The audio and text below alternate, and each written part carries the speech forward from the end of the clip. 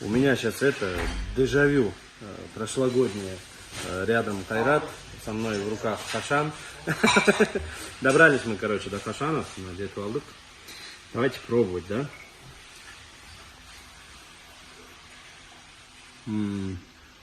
Прелесть. Сейчас я понадкусаю, чтобы видно было. Прелесть. Как по-русски говорится, маза. Брат, вкусно, очень вкусно.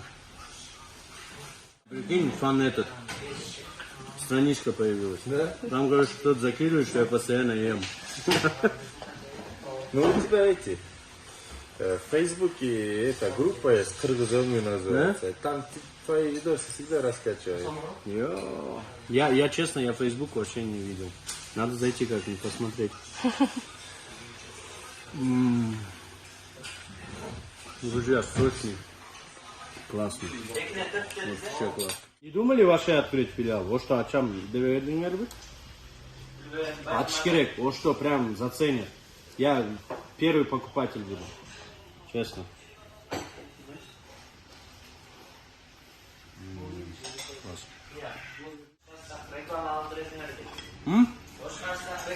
Без проблем, без проблем. Договорились, открывайте ваши, я первый буду покупатель. С меня все, что хочешь, я прям буду... Я продавать буду там. Это как, ну вот, взять ошскую самсу, да? Ваши это самса, но Хашан это каракол, по-любому.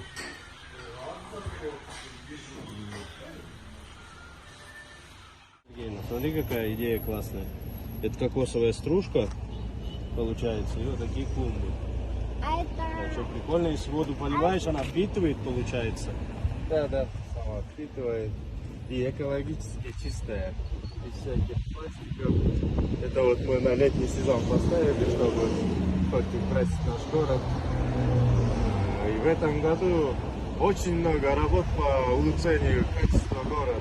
По красоте, вот видите, дороги. Ну, вот дороги, да, мне понравились прям дороги, смотри. И прям вот парковочные места. Удобно, то что без всяких вот этих, как поставят на обочине и объезжай как хочешь. И дороги, кстати, да, расширили.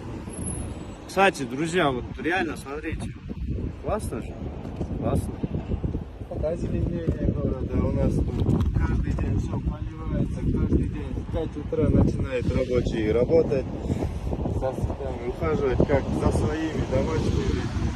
Чтобы приезжим туристам тоже вот это было бы как-то вот комфортно. И да и местным самим жителям, чтобы они вот могли прогуляться с детьми, подышать. Да, я давно хотел в Каракол приехать, потому что меня привлекает здесь, во-первых, что? Это люди, они очень добрые, все улыбаются, все здороваются. Также меня самое главное, что привлекает, это всегда еда. Где еда, там Вадим.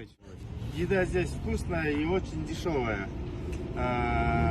Сравнительно с другими городами, даже с тем самым Бишкеком, здесь, если человек выйдет, обычный работник выйдет пообедать, ему 100 сом хватит очень плотно пообедать.